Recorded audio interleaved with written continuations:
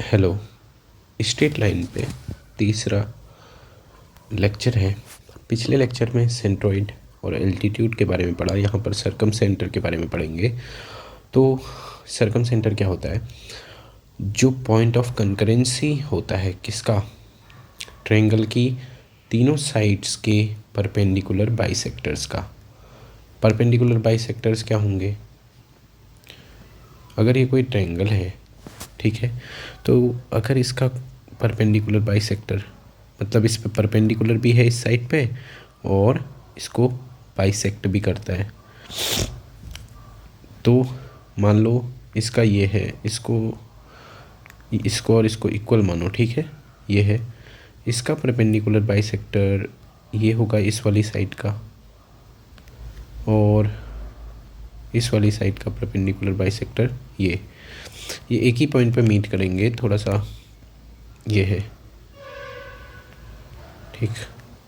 तो ये वाला जो पॉइंट है, पॉइंट ऑफ कंकरेंसी, ये हमारा सरकम सेंटर होगा, ठीक है। अब इसमें एक ख़ास बात क्या होती है, देखो ये जो सरकम सेंटर होता है ना, तीनों वर्टिसेस से इक्वल डिस्टेंस पर होता है, तीनों वर्टिसेस से, ये यहाँ से इससे, इस पॉइंट से और इस पॉइंट से, ठीक, इक्विडिस्टेंस होगा, इक्विडिस्टेंट होगा। तो टेढ़ा क्यों बन रहा है? बराबर डिस्टेंस होगी। तो हमें पता है कि अगर तीन पॉइंट किसी फिक्स पॉइंट से बराबर डिस्टेंस पे हों तो उन तीन पॉइंट्स से एक यूनिक सर्कल बना सकते हैं, ठीक है, एक सर्कल बन जाता है। तो जो ये सर्कल बनेगा, ये ट्रायंगल के वर्टेक्स को टच करते हुए, तीनों वर्टिसेस को टच करते हुए, इसको हम बोलेंगे सरकम सर्कल, सरकम सर्कल। और ये जो सेंटर है ये हो जाएगा सरकम सेंटर। और जो ये डिस्टेंस होगी, ये तीनों क्योंकि बराबर है तो इसको बोलोगे circumradius. This is circumradius, okay. Circumcentre की डेफिनेशन क्या थी? ये है, ठीक।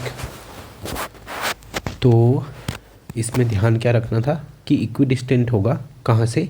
तीनों वर्टिसेस से, ठीक है। अब हम आगे बढ़ते हैं। इसके बाद आता है incentre, incentre denoted by I. ये क्या होगा? Point of concurrency of angular bisectors. इसका एंगुलर बाइसेक्टर कौन होगा? ये एंगुलर बाइसेक्टर मतलब ये एंगल और ये एंगल बराबर हो जाएंगे, ठीक है। यहाँ का अगर एंगुलर बाइसेक्टर देखो तो ये मान लेते हैं कि बराबर एंगुलर बाइसेक्टर है, ये इक्वल टू ये। तो जो ये पॉइंट ऑफ कंकरेंसी है ये, this is in centre. In centre में क्या खास बात होती है कि ये तीनों साइड से, तीनों साइड से, ठीक है, इस साइड से इस साइड से और इस साइड से इस पॉइंट की परपेंडिकुलर डिस्टेंस इक्वल होगी, ठीक है, परपेंडिकुलर डिस्टेंस।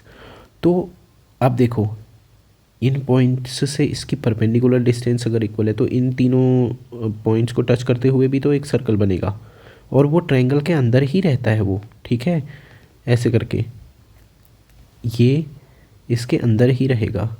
तो इसे बोलते हैं इन सर्कल। और ये रेडियस जो हो जाएगी कौन सी? This, this and this, this is inradius, ठीक है। तो ये इन रेडियस होगा। अब सरकम सेंटर। अब थोड़ा सा, जैसे हमने क्या पढ़ा था? सेंट्रोइड पीछे पढ़ा था, उसमें मैंने ये बताया था आपको कि अगर ये ए है, x1 y1 इसके कोऑर्डिनेट है, ये b है, x2 y2 are the coordinates, c है, x3 y3 are the coordinates. तो जो सेंट्रोइड है, मीडियंस का जो पॉइंट ऑफ कंकरेंसी है, उसे निकालते कैसे हैं? उसके कोऑर्डिनेट थे x1 plus x2 plus x3 upon 3, y1 plus y2 plus y3 upon 3।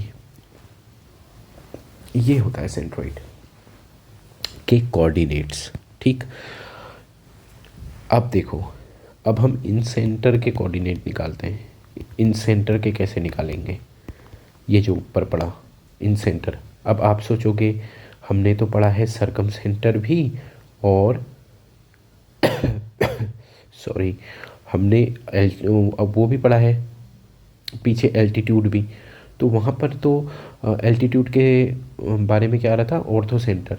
तो ऑर्थो सेंटर, सरकम सेंटर वो भी तो पढ़ा है, उसके कैसे निकालते हैं?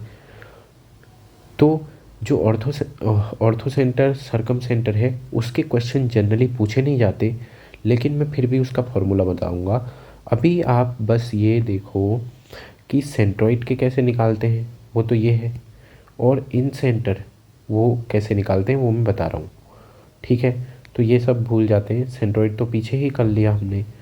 अब हम इन सेंटर के कोऑर्डिनेट कैसे निकालते हैं वो देखते हैं। इन सेंटर होता क्या है वो मैंने बता दिया है ना। तो इसके कोऑर्डिनेट कैसे निकालेंगे?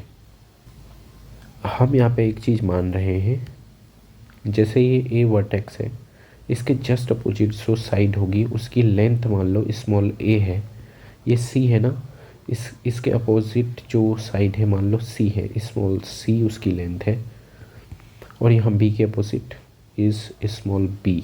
ओके, तो जो यहाँ पर जो इन सेंटर अगर बन रहा होगा कोई, तो इस आई के जो कोऑर्डिनेट होंगे उसका एक्स कोऑर्डिनेट जो होगा वो क्या होगा, कैसे करना है?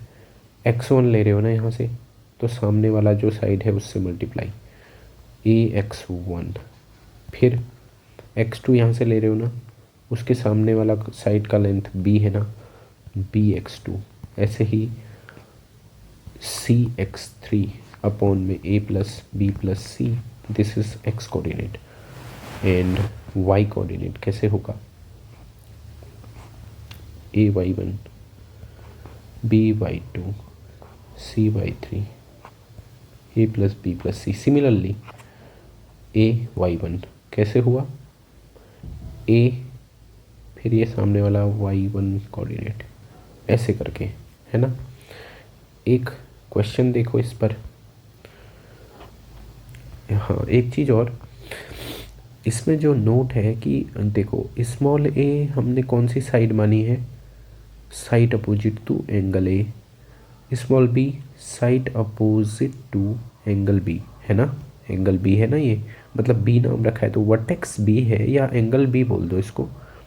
तो ऐसे ही side opposite to angle C is small c, ये ध्यान रखना है। तो आप क्वेश्चन देखते हैं। लेट अस अज्यूम दैट आपको ऐसा दिया है, ए यहाँ पे दिया है 2 4, बी -2 6, सी आपको दिया है 0 4, और ये लेंथ है 6 8 4। आपको आई इन सेंटर के कोऑर्डिनेट निकालने हैं। क्या करेंगे? देखो 2 × 4 है ना, 2 × 4 एक्स कोऑर्डिनेट निकाल रहा हूँ, फिर क्या होगा 0 × 6, तो विच इज 0, फिर -2 × 8 -16 अपॉन 6 + 4 + 8, ऐसे ही 4 × 4 16 हो जाएगा, है ना, 4 × 4 वाई कोऑर्डिनेट के, यहाँ से 4 × 6, फिर 6 × 8 अपॉन में यही चीज़ आ जाएगी 18, है ना, a + b + c, यहाँ भी वही, तो ये कितना आ जाएगा -8 अपॉन 18, दिस इज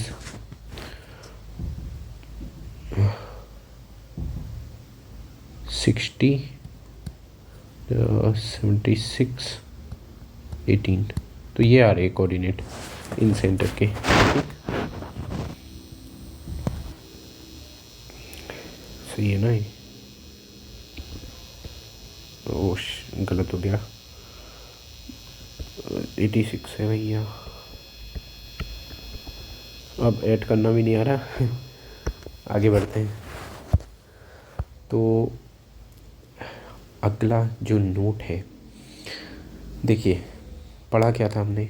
सेंट्रोइड के बारे में, ऑर्थो सेंटर के बारे में, इन सेंटर के बारे में, सर्कम सेंटर के बारे में। ठीक है, एक चीज़ नोट करनी है कि जो इन सेंटर है and centroid always lie inside the triangle। क्या कह रहा हूँ? इन सेंटर क्या होता है? जो भी ऊपर बताया, एंगुलर बाइसेक्टर्स का जो कंकरेंसी होता है। सेंट्रोइड क्या होता है? मीडियंस का जो इंटरसेक्शन पॉइंट होता है। तो अगर आप कोई ट्रायंगल ले रहे हो, उसका इन सेंटर हमेशा अंदर ही होगा, सेंट्रोइड भी अंदर ही होगा, ट्रायंगल के कहीं ना कहीं अंदर आ रहा होगा। ठीक है, लेकिन जो ortho centre and circum centre may or may not lie inside the triangle। ये नोट है, बहुत इम्पोर्टेंट है। ठीक है, दोनों ही बहुत इम्पोर्टेंट है, ये ध्यान रखना। अब देखो, यहाँ तो हमारी बात हो गई कि हमेशा ही अंदर है, कोई बात नहीं, इन सेंटर और सेंट्रोइड।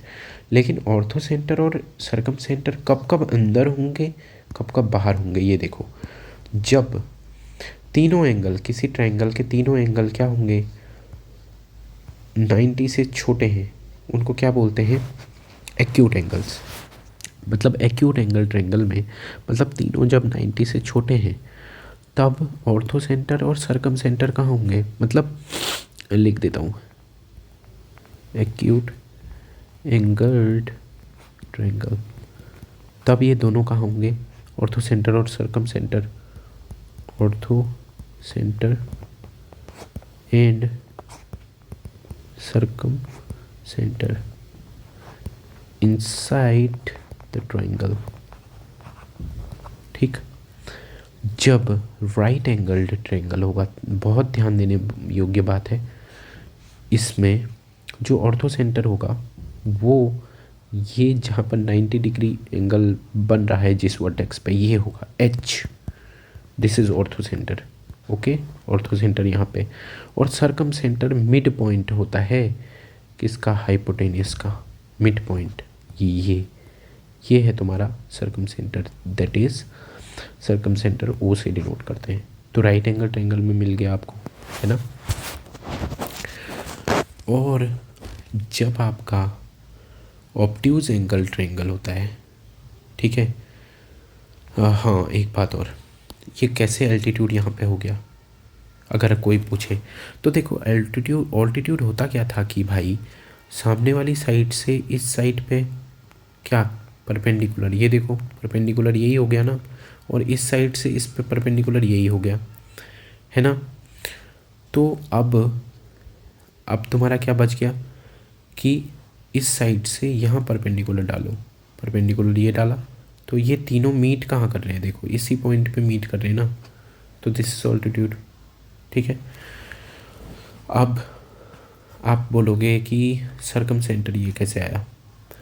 इसका परपेंडिकुलर बाइसेक्टर इस वाली साइड का ए सी का देखो ये होगा, इसका परपेंडिकुलर बाइसेक्टर करोगे वो भी यहीं पे आएगा, इस वाली साइड का भी यहीं पे आएगा। ठीक है, तो वो मिड पॉइंट पर ही आता है। अब जब तुम्हारा ऑब्ट्यूज एंगल ट्रायंगल होता है ऐसे बड़ा, दिस इज ग्रेटर देन 90, दिख रहा है ये 90 से बड़ा जैसा,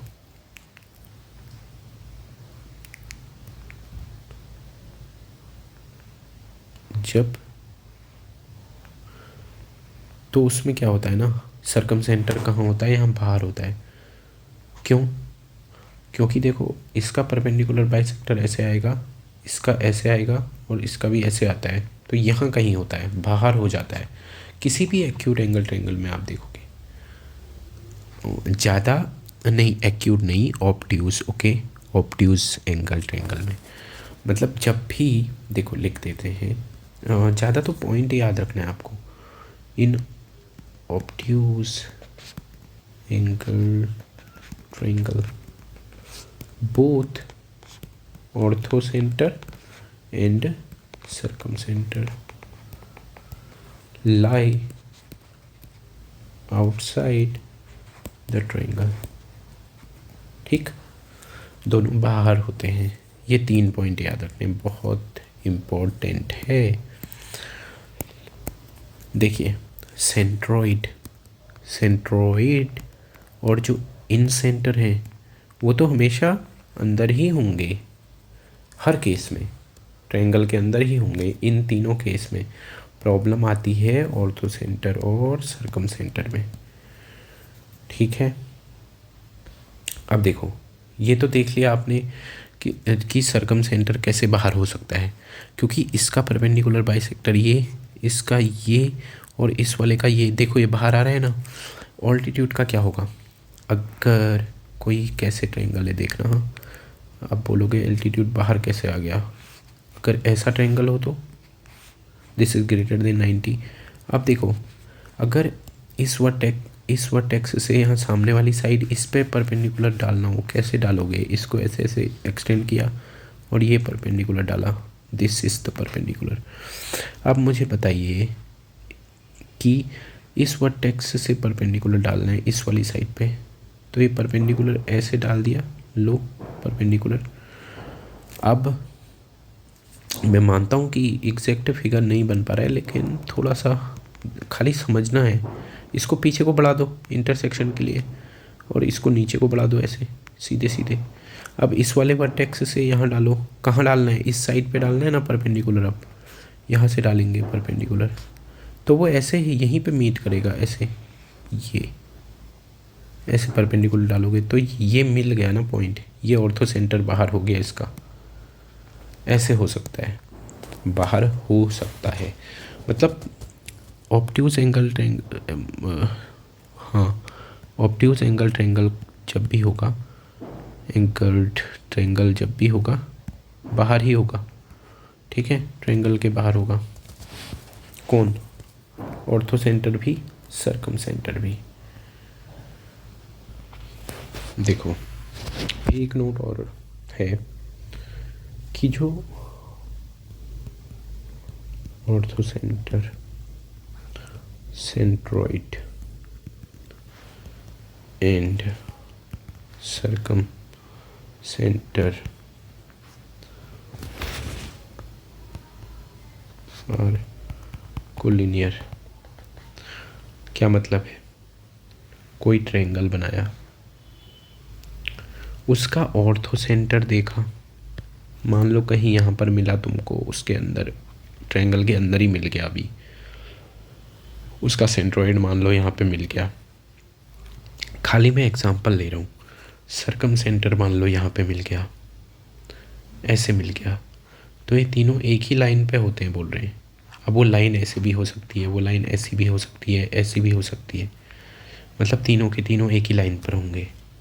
कैसे, ऑर्थो सेंटर ओ से डिनोट कर रहा हूँ, सेंट्रोइड जी से डिनोट कर रहा हूँ, फिर जो सर्कम सेंटर है उसको ओ से डिनोट कर रहा हूँ। ऑर्थो सेंटर एच से हम डिनोट करते थे, सॉरी मैं लिख देता हूँ, this is centroid, this is circumcentre. क्या हो गया, orthocentre, centroid and circumcentre are collinear, एक ही लाइन में होते हैं। Also centroid divides line joining orthocentre and circumcentre in 2:1। क्या कहा, centroid divides line joining orthocentre and circumcentre in 2:1। Application क्या है? मैं मान लेता हूँ मुझे h कहीं पे दिया है तुम्हारा 2,4, g मुझे दिया है 3,7। ओ सर्कम सेंटर मुझे नहीं पता, अल्फ़ा बीटा निकालना है और कुछ दिया ही नहीं है मुझे। क्वेश्चन बस इतना सा है, ऑर्थो सेंटर दिया मुझे, सेंट्रोइड दिया है, सर्कम सेंटर निकालना है और तुमको कुछ पता ही नहीं है। लेकिन तुम्हें ये तो पता है ना वो तीनों एक ही लाइन पे लाई करते हैं ऐसे, और जो सेंट्रोइड है वो इस ऑर्थो सेंटर और सर्कम सेंटर की लाइन जो जॉइन होती है उसको 2:1 में डिवाइड करता है। बस निकाल लो अल्फ़ा बीटा। कैसे? 3 = 2 अल्फ़ा प्लस 2 अपॉन 2+1, यहाँ से निकलेगा, एंड यहाँ से क्या होगा 4 plus 2 beta upon 3 = 7। Section formula, हाँ सेक्शन फार्मूला से हो रहा है 2 अल्फ़ा प्लस 2 = 9, अल्फ़ा = 7/2, यहाँ से 21 - 4 17/2, ये आ गए आंसर। ओके, तो अगले वीडियो में स्ट्रेट लाइन को प्रॉपरली स्टार्ट करते हैं, स्लोप और डिफरेंट फॉर्म ऑफ लाइन वगैरह। Thank you.